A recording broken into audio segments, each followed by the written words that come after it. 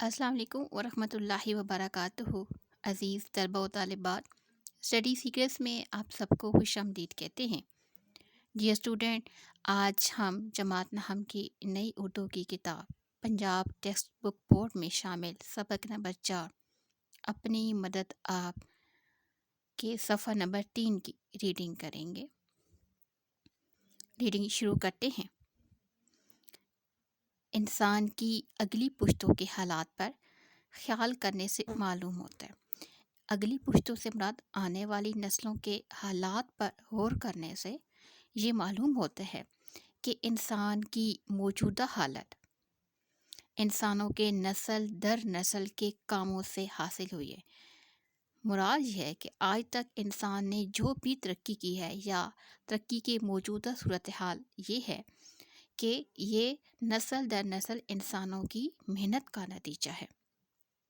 محنتی اور مستقل مزاج سے مراد ثابت قدم رہنے والے، محنت کرنے والوں، زمین کے جوتنے والوں سے مراد زمین یعنی کسان، کانوں کے کھودنے والوں، نئی باتوں کے ایجاد کرنے والوں، مخفی باتوں کو ڈھونڈ کر نکالنے والوں، مخفی باتوں سے مراد پوشیدہ باتوں کو، آلات جر ثقیل سے کام لینے والوں، آلات جر ثقیل سے مراد بھاری مشینوں یعنی کرینوں سے کام لینے والوں، اور ہر قسم کے پیشہ کرنے والوں، ہنرمندوں، شاعروں، حکیموں، فلسفیوں سے مراد دانشوروں، ملکی منتظموں نے انسان کو موجودہ ترقی کی حالت پر پہنچانے میں بڑی مدد دی ہے۔ یہاں پر ان لوگوں کے نام لیے جا رہے ہیں جن لوگوں کی مسلسل اور لگاتار محنت نے انسان کو آج یہاں تک پہنچا دیا ہے۔ ایک نسل نے دوسری نسل کی محنت پر عمارت بنائی ہے، یعنی جتنی بھی ترقی ہوئی ہے وہ ایک نسل سے دوسری نسل کو منتقل ہو رہی ہے اور اس کو ایک اعلیٰ درجے پر پہنچا ہے۔ اعلیٰ درجے پر مراد اعلیٰ مقام دیا ہے۔ ان عمدہ کاریگروں سے جو تہذیب و شائستگی کے عمارت کے معیار ہیں، لگاتار ایک دوسرے کے بعد ہونے سے محنت اور علم و ہنر میں جو ایک بے ترتیبی کی حالت میں تھی، ایک ترتیب پیدا ہوئی ہے، بے ترتیبی بکھری ہوئی۔ یعنی یہ جو عمدہ کاریگر ہیں جنہوں نے اوپر میں محنت کی ہے، ان کی تہذیب و شائستگی نے، ان کی محنت نے اور ان کے علم و ہنر نے جو اس سے پہلے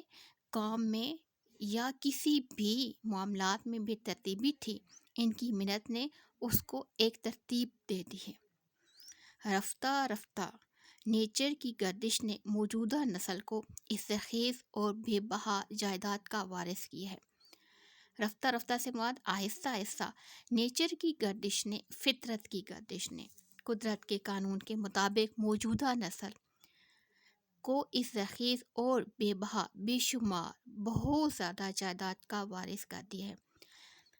پچھلے لوگوں کی محنت کے نتیجے میں موجودہ نسل کو ایک بے بہا بے شمار جائیداد کا وارث بنا دیا گیا ہے، جو ہمارے پرکھوں کی ہوشیاری، پرکھوں سے مراد آباء و اجداد، ہمارے بزرگ کی ہوشیاری اور محنت سے مہیا ہوئی تھی، اور وہ جائیداد ہم کو اس لیے نہیں دی گئی ہے کہ ہم صرف مثل مارے سرگنج اس کی حفاظت ہی کیا کریں۔ مثل مارے سرگنج سے مراد خزانے کے اوپر بیٹھے ہوئے سانپ کی طرح، بلکہ ہم کو اس لیے دی گئی ہے کہ اس کو ترقی دیں اور ترقی یافتہ حالت میں آئندہ نسلوں کے لیے چھوڑ جائیں۔ قدرت کے قانون یہ ہے کہ جو بے شمار جائیداد ہمیں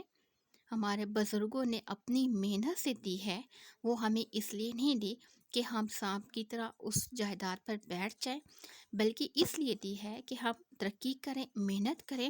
اور اس کو مزید بہتر کر کے مزید ترقی یافتہ حالت میں آئندہ نسلوں کے لیے چھوڑ جائیں۔ مگر افسوس، صد ہزار افسوس، لیکن بہت زیادہ افسوس کی بات ہے کہ ہماری قوم نے ان پرکھوں کی چھوڑی ہوئی جائیداد کو بھی گرا دیا، کہ ہماری قوم نے کیا کیا ہے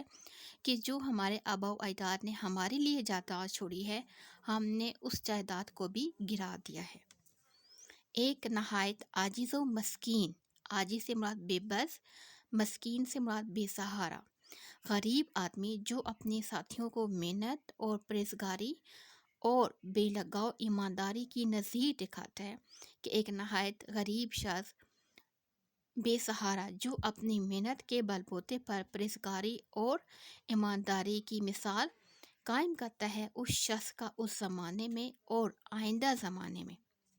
اس کے ملک، اس کی قوم کی بھلائی پر بڑا اثر ہوتا ہے۔ یعنی اس شخص کو اس کی زندگی میں سراہا نہیں جاتا، اس کی تعریف نہیں کی جاتی،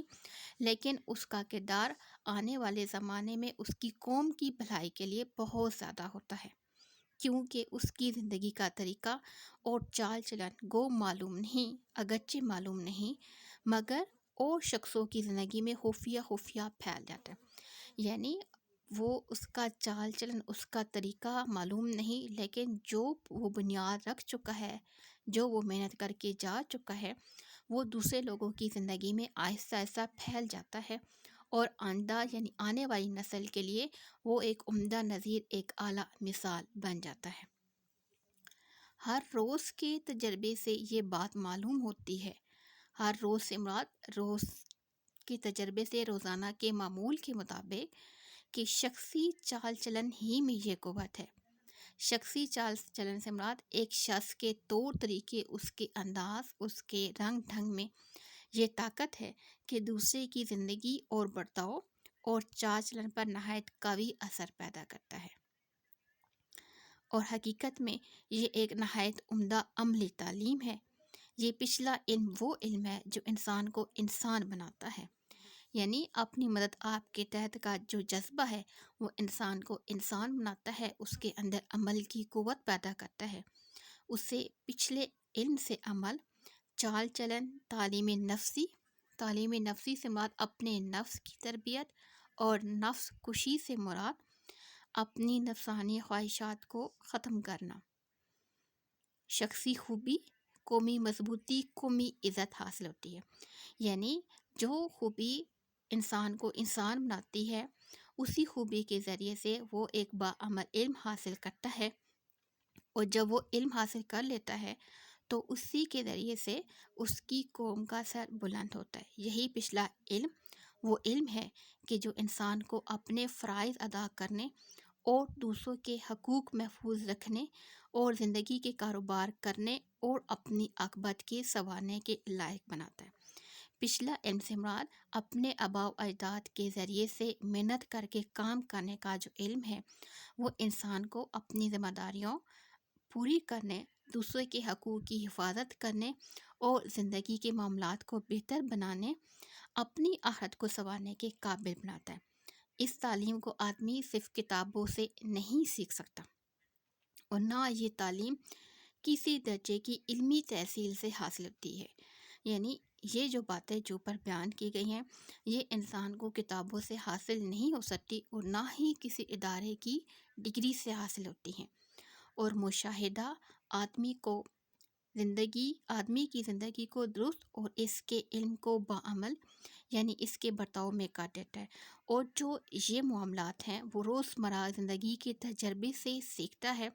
جو اس کی زندگی کو بہترین اچھے انداز میں اور اس کو باعمل طریقے سے گزارنے کی دعوت دیتا ہے۔ علم کی بنسبت عمل اور سوانح عمری کی بنسبت عمدہ چال چلن آدمی کو زیادہ تر معزز اور قابل ادب بناتا ہے۔ ڈیئر اسٹوڈنٹ، یہ آخری پیراگراف کی جو لائن ہے، یہ اس پورے سبق کا نچوڑ ہے۔ علم کی بنسبت عمل، یعنی ہمیں وہ علم حاصل کرنا چاہیے جس کا عمل اچھا ہو، جو فائدہ مند اور نفع دینے والا ہو،